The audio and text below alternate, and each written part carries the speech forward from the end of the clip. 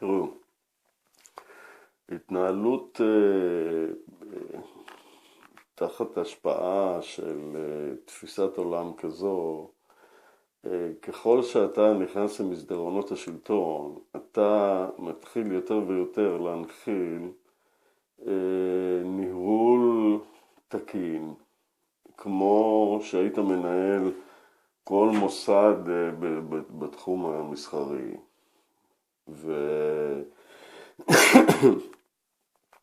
ואתה פשוט באופן טבעי תיקח את האנשים הנכונים ביותר לתפקידים המוגדרים ביותר וכן הלאה וכן הלאה.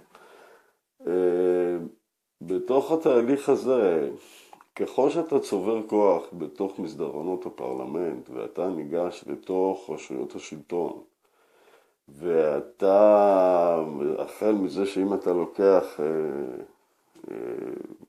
שר, משרד של שר, אז אתה לא שם שם איזה מין פלוני אלמוני, אתה שם מישהו שמכיר וודאי ובעל כישורים לשאת בתפקיד המסוים. אתה לא הולך בידיעה שאתה הולך לבחירות כל כך וכך, מכיוון שאתה יכול לבדוק את מאזן הכוחות בזמן אמיתי כל הזמן. וגם בהסכמים קואליציוניים, אם אתה נמצא מתוך מפלגות שמתנהלות תחת מנטליות מג'נטאית, הייתי אומר,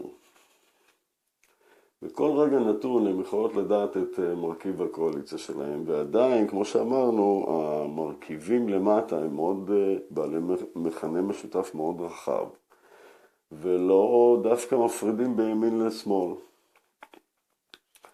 בתוך הקומפוזיציה הזאת, בעצם אם אתה מסתכל ואתה מתחיל לראות שאתה יכול לנהל בעצם מדינה מתוך חזון אחר.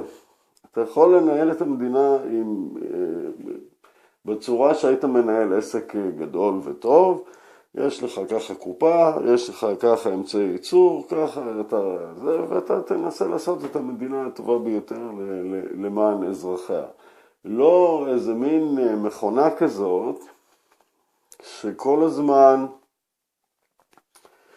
משתמשת בכספי משלם המיסים להכיל את עצמה, ובעצם בידי כך יוצרת יותר ויותר כוח כדי לשלוט יותר חזק על הנתינים שהם בעצם קר פעולתה שעליה הם מתבססים כדי בכלל להפעיל משהו, כי אם אין אותנו אז אין מה להפעיל. אז זה אומר שתחת הבאנר הזה של מג'נטה, אם אני ימין או אם אני שמאל, תמיד יש שיתוף פעולה ברובדים המסוימים של קיום אולטימטיבי, נקרא לזה, שהם לפחות בין 80 ל-80, בסביבות 80% בין כולנו. לפחות ברמות האלה הממשל ייצג את הרצון האמיתי של האנשים לשלוט בגורלם ולהביע בכנות את רצונם. בלי המניפולציה של המתרגם שנושא את דברם, במקרה שאני ממליץ, פשוט אדם שנזכר לעשות את התפקיד, בעל כישורים לבצע אותו.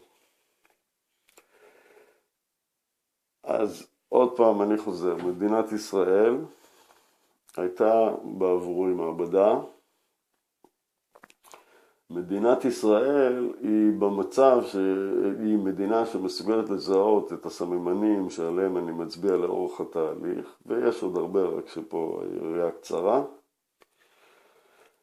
ומדינת ישראל צריכה לשמש כדוגמה לכל האחרים, במקומות שיש בעיות ואי התאמות, חריקות, צורמות במימוש קפיטליזם ובמימוש דמוקרטיה. ואם אנחנו נצליח להראות שהעיקרון הזה שאני מדבר עליו, שהוא בעצם התאחדות צרכנית של דברים שקשורים בחומר, צריכה ושירותים, ומאידך גם צרכנות פוליטית. זאת אומרת, אנחנו רוצים לקחת את המושכות בחזרה למקום שהם צריכים להיות, וזה אומר להסיט את נקודת הדמוקרטיה למקום אחר, מכיוון שבמקומה היא נעלמה. ואז בעצם להשיב את הדמוקרטיה, רק שבצורה קצת יותר, איך הייתי אומר, מתוקשרת, מהמילה קשר בין אנשים.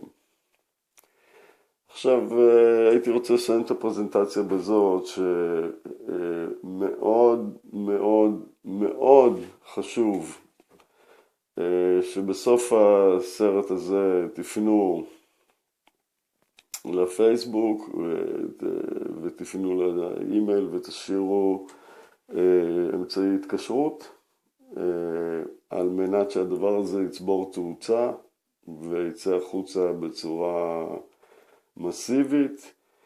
אל תסכימו יותר לקבל את המצב הקיים כמצב טוטלי שאין ממנו מקום. יש עדיין עוד דברים גדולים ויותר עמוקים שבאים להצביע עוד יותר בגדול, שבעצם אנחנו משומשים כאיזה מין יחידת ייצור במקרה הטוב ועבדים במקרה הרע, לשרת מטרות שלא קשורות אלינו. ולכן, אם אתה רוצה להיטיב עם עצמך, אם אתה רוצה להיות חלק אם אתה מאמין בדברים שנאמרו כאן, שהם אכן מייצגים חלק מהחולאים שאתה נפגש בהם, אנחנו זקוקים לך בראש ובראשונה. עכשיו, אולי בנקודה הזאת אני אומר שיינתן קישור לפייפל, חשבון פייפל, ולתוך החשבון הזה אתם מוזמנים להעביר תרומות. כל דיווח והתנהלות של כספים בנושא של הקמת האפליקציה תתבצע בצורה, איך אומרים, ברורה, תוצג באינטרנט בדרכה להיות רשומה כאגודה, כי אין פה מדובר ביצירה של אפליקציה בבעלות פרטית, אלא אפליקציה בבעלות תאגידית, נקרא לזה, של איגוד מסוים. וכל הרישום המשפטי של איך הדברים התנהלו וכן הלאה, כל הכספים שיכנסו לטובת מימון פיתוח האפליקציה יבססו את האפשרות להשיק את האפליקציה מאוחר יותר, כאשר כל נתיניה הם תושביה. אני מאוד שמח על הפרזנטציה הזאת, אני יישר כוח.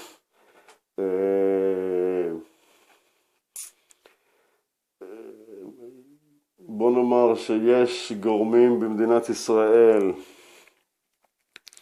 שרואים את הדבר הזה ובערך ב3 דקות ימצאו מי הוא הפרצוף שמאחור. אני מגיע מדברים גבוהים ביותר בנושא של מימון במקרו הכי גדול העולמי,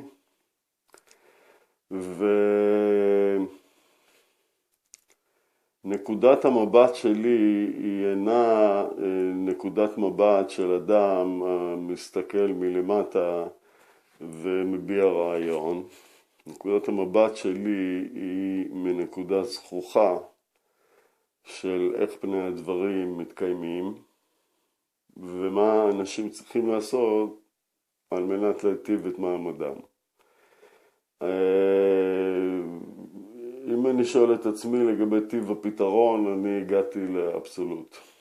צריך אפליקציה, צריך להשתמש בה בדרכים הנכונות כחברה, ובאמצעותה לנקות הרבה מהתחלואים שאנחנו נמצאים בתוכם.